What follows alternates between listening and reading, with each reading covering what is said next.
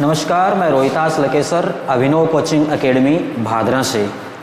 प्यारे प्रतियोगियों, आगामी जेट परीक्षा 2022 के लिए अभिनव कोचिंग एकेडमी 22 अप्रैल से नए बैच प्रारंभ करने जा रहा है और इस बैच के लिए हमारे साथ विक्रम जी सर जुड़े हैं और जो एग्रीकल्चर आपको करवाएंगे और पूरी डिटेल भी आपको एग्ज़ाम पैटर्न के बारे में वो सर बताएंगे। तो आइए विक्रम जी, स्वागत है आपका।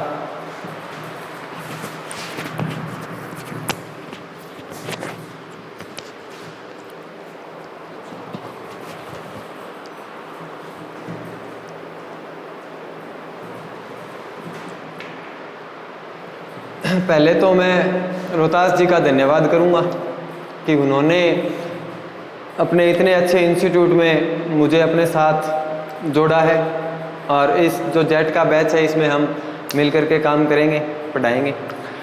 तो एग्रीकल्चर का जो जेट का पेपर है वो आप सभी जानते हैं कि जोधपुर यूनिवर्सिटी इसको इस बार कंडक्ट करवा रही है। अच्छा, इसमें कब से डेट अप्लाई होगी, छोटी सी एक वीडियो रहेगी जिसमें हम बात करेंगे कि डेट्स कब से हैं, कौन कौन सी डेट्स हैं, एलिजिबिलिटी क्राइटेरिया क्या है, या थोड़ी थोड़ी बातें करेंगे। छोटी सी वीडियो में हम ज़्यादा से ज़्यादा चीज़ें जानने की कोशिश करेंगे। तो देखो, सबसे पहले तो है एप्लीकेशन फॉर्म और हाउ टू अप्लाई। देखो, ये तो नॉर्मल चीज़ है, सभी को पता है। बात करते हैं 13 अप्रैल से जेट के फॉर्म स्टार्ट हो चुके हैं, 13 अप्रैल से, और वो रहेंगे 13 मई तक। कब तक? 13 मई तक। अच्छा, 13 मई तक जो जेट के फॉर्म है वो चलेंगे। मैं आपको इतना ही कहूँगा कि आप 5 तारीख से पहले फॉर्म भरवा दें। अच्छा, 5 तारीख तक फॉर्म भरवा दें, उसके बाद में आप अपनी प्रिपरेशन है वो स्टार्ट रखें। इसके लिए बाकी जो चीज़ें हैं कि क्या क्या डॉक्यूमेंट्स वगैरह चाहिए, तो सिंपल चीज़ है, 10th की डीएमसी चाहिए, एक तो मार्कशीट जिसको बोलते हैं। 10th की मार्कशीट के अलावा आपको 12th के रोल नंबर पता होने चाहिए। एक तो 10th की मार्कशीट, एक 12th का रोल नंबर, जो बच्चे अभी 12th में हैं और जो पास आउट हो चुके हैं उनको भी रोल नंबर की ज़रूरत पड़ेगी या उनके पास रिजल्ट होगा।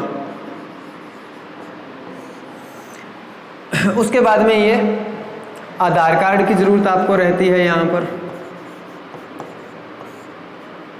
आधार कार्ड के साथ जाति प्रमाण पत्र, और मैं ये प्रेफर करूँगा कि ये जाति प्रमाण पत्र है या जो रेजिडेंस सर्टिफिकेट है, रेजिडेंशियल सर्टिफिकेट है, ये दोनों जितने ज़्यादा हो सके नए हों तो ज़्यादा बेहतर रहेगा।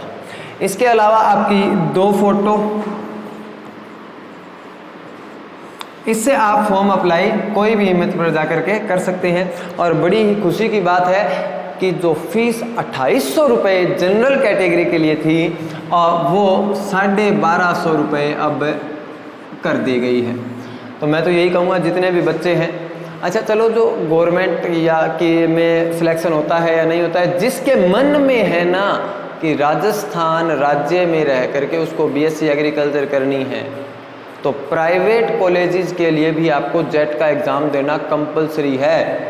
तो जेट का फॉर्म पहली चीज़ ज़रूर भराएं। दूसरी चीज़, इसके बारे में पढ़ें। हो सकता है कि आपका हार्डवर्क, मेहनत इतनी ज़्यादा हो तो आपका सिलेक्शन हो जाए। अच्छा, इसके बाद में एग्ज़ाम सिलेबस की बात करेंगे। उससे पहले हम बात करते हैं एलिजिबिलिटी क्राइटेरिया, जस्ट 12th या जो अभी परस्यू कर रहे हैं 12th को, उसके बाद में आता है कि एग्ज़ाम पैटर्न क्या रहता है। अच्छा, एग्ज़ाम पैटर्न की अगर बात करें बेटा, तो देखो, जेट में 5 सब्जेक्ट आते हैं। हाँ, 5। कौन कौन से? एक तो आता है एग्रीकल्चर, एक आता है बायोलॉजी, एक आता है आपका केमिस्ट्री, एक है मैथ्स और एक है फिजिक्स। ये 5 सब्जेक्ट जो बच्चा 12th में मैथ लिए हुए है, अच्छा इन 5 में से 3 बच्चे को पेपर में करने होते हैं, हर एक के 40 क्वेश्चन आते हैं, यानी कि आपको मिलेंगे 200 क्वेश्चन पेपर में, उसमें से आपको 120 अटेम्प्ट करने हैं। अच्छा ये भी नहीं होता कि कोई भी 120 अटेम्प्ट करिए हो ना, जिस बच्चे के पास एग्रीकल्चर है उसको एग्रीकल्चर, बायोलॉजी और केमिस्ट्री सॉल्व करनी है, यानी कि आपकी ABC। जिस बच्चे के पास मैथ्स हैं उसको अपने 3 मेन सब्जेक्ट्स मैथ्स, फिजिक्स और केमिस्ट्री, और जिस बच्चे के पास बायोलॉजी है वो बायोलॉजी, केमिस्ट्री और फिजिक्स के क्वेश्चंस सॉल्व करेगा पेपर में। 40-40 नंबर का होता है और इसमें आपको ध्यान रखना है नेगेटिव मार्किंग होती है। इसके बाद में हम चलते हैं, इसमें एग्ज़ाम आपका होगा कब? एग्ज़ाम होगा आपका, जो डेट डिसाइड की गई है वो है आपकी 19 जून की। जो डेट डिसाइड की गई है वो है आपकी 19 जून की।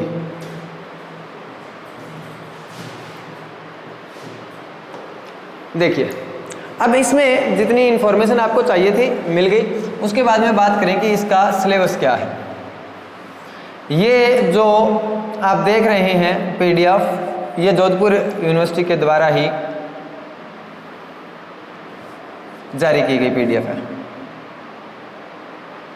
तो उसी के अकॉर्डिंग आपको सिलेबस बताया जाएगा।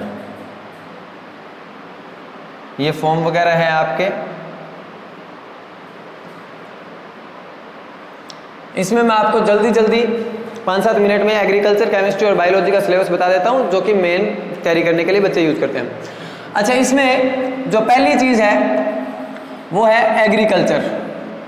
एग्रीकल्चर का आपका सिलेबस क्या रहता है? तो एग्रीकल्चर में पहले ब्रांचेस वगैरह पढ़नी है आपको, इसकी इंपॉर्टेंस पढ़नी है, हिस्ट्री ऑफ इंडियन एग्रीकल्चर पढ़ना है, ब्रांचेस, इंपॉर्टेंस, स्कोप है। उसके बाद में मौसम और जलवायु का जो चैप्टर आता है, जो आप मोस्टली 11th क्लास में पढ़ते हैं।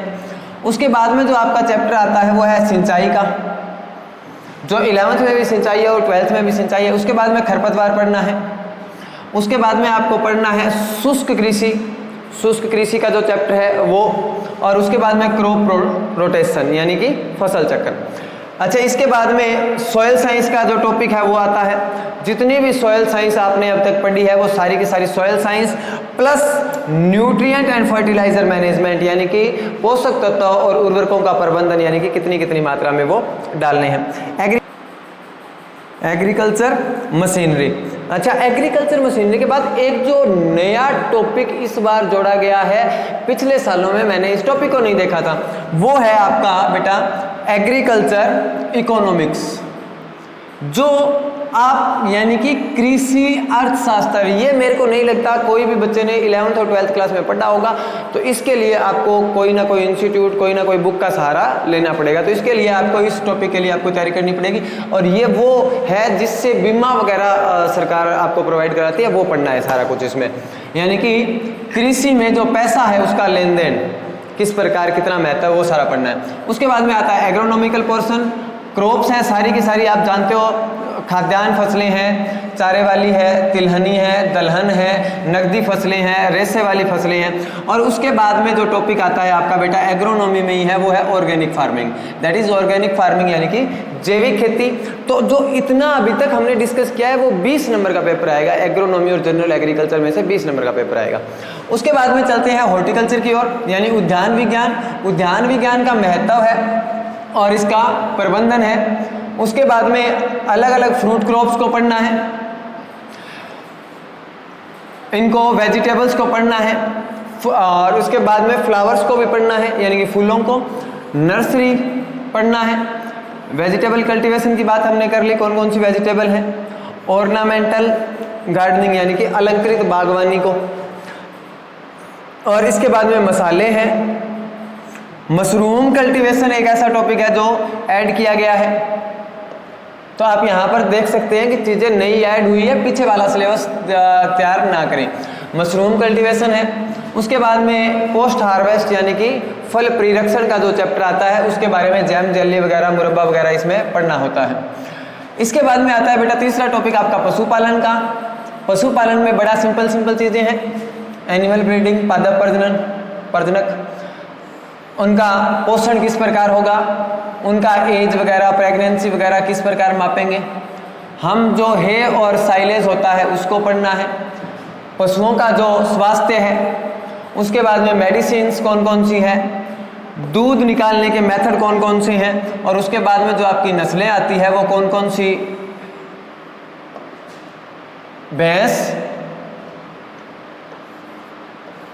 और गाय की होंगी, भेड़ की है, बकरी की होगी, ऊंट की है, और उसके बाद में एनिमल डिजीज। इतना आपका बायोलॉजी में आपने 12th क्लास में पढ़ा है। इसमें जो नया टॉपिक जोड़ा गया है वो है bio waste management and government. यानी कि बायो वेस्ट मैनेजमेंट का मतलब है कि जो वेस्ट होता है जैसे गोबर वगैरह होता है उसको किस प्रकार प्रबंधन करना है, और गवर्नमेंट इसके लिए किस प्रकार आपको प्रोत्साहित करती है। तो ये सारी की सारी स्कीम्स वगैरह इसमें पढ़नी होती हैं जितनी भी एनिमल हस्बेंड्री से रिलेटेड है। उसके बाद में बात करेंगे बेटा बायोलॉजी। बायोलॉजी के दो पोर्शन है, first one is botany and second one is zoology. पहला है पादप विज्ञान और दूसरा है जीव विज्ञान। पादप विज्ञान में है सबसे पहले टॉक्सोनॉमी एंड क्लासिफिकेशन, यानी कि पौधों का वर्गीकरण। इसमें एंजियोस्पर्म, जिम्नोस्पर्म, टेरिडोफाइटा, बरोफाइटा और एल्गी ये सारे आते हैं। उसके बाद में मॉर्फोलॉजी और एनाटॉमी। एंजियोस्पर्म्स प्लांट की है, मॉर्फोलॉजी का आकारिकी और एनाटॉमी का मतलब उसके अंदर की संरचना। उसके बाद में ये सारी चीज़ें पादप ऊतक पढ़ना है, सेक्सुअल रिप्रोडक्शन पढ़ना है। सेल का टॉपिक है, सेल के टॉपिक में सेल डिवीजन आ जाता है। उसके बाद में अनुवांशिकता आ जाती है। और मैं आपको फिर दोबारा बता रहा हूँ बेटा कि ये जो टॉपिक है ना आपका, जो बॉटनी का टॉपिक आप पढ़ेंगे, ये जूलॉजी से 10 नंबर ज़्यादा है। जूलॉजी का 15 नंबर का होता है, बॉटनी का 25 नंबर का पोर्शन इस बार दिया गया है। अच्छा, इसके बाद में आ जाता है प्लांट फिजियोलॉजी। प्लांट फिजियोलॉजी का मतलब होता है कि पौधे के अंदर क्या क्या कार्य होते हैं। उसके बाद में इसमें ग्रोथ वगैरह आ जाता है, फोटोसिंथेसिस, ये सारे प्रोसेस फिजियोलॉजी में देखने को मिलते हैं। अगला जो पॉइंट है आपका इकोलॉजी एंड इन्वायरमेंट और इन्वायरमेंटल इश्यूज, यानी कि पर्यावरण के क्या क्या इश्यू हैं। यूनिट सी आता है economic botany and human welfare, यानी कि जो बॉटनी है उसका ह्यूमन वेलफेयर रिलेशन, जिसमें ये सारी की सारी फसलें हैं, इनको पढ़ना है। इसमें बायो फर्टिलाइज़र वगैरह भी आते हैं। इसको टीचर्स डिस्कस करते हैं कि एग्रीकल्चर में पढ़ाना होता है या बायोलॉजी में पढ़ाना होता है। कुछ टॉपिक ऐसे होते हैं जो केमिस्ट्री में पढ़ाने होते हैं या एग्रीकल्चर में, तो मिक्स करके इनको तीनों सब्जेक्ट्स को पढ़ाया जाता है। उसके बाद में बायोटेक्नोलॉजी है और क्रॉप्स की डिजीज़ है, ये आप ऑलरेडी 12th क्लास में पढ़ चुके हो। जूलॉजी का सेक्शन आता है। जूलॉजी के सेक्शन में हमें एनिमल किंगडम पढ़ना है। उसमें प्लांट किंगडम पढ़ा था, यहाँ पर एनिमल किंगडम है। ये इनवर्टेब्रेट्स के जितने भी हैं, उसके बाद वर्टेब्रेट्स आ जाएंगे। ये रहे, इनका पोषण वगैरह, श्वसन वगैरह, प्रजनन वगैरह सारी क्रियाएं करनी है। बायोलॉजी का 25% बॉटनी और 15% जूलॉजी। उसके बाद में केमिस्ट्री है। केमिस्ट्री 3। सबसे पहले basic concepts of chemistry, basic concept है केमिस्ट्री का। उसके बाद में एटम का जितना है वो आ जाता है। और एटम के बाद में अगर बात करें तो इसमें पीरियोडिक टेबल, रसायन विज्ञान में जो केमिकल बॉन्ड होते हैं, मॉलिक्यूलर स्ट्रक्चर होती है, रेडॉक्स रिएक्शन आ जाती है, यहाँ पर इक्विलिब्रियम आता है।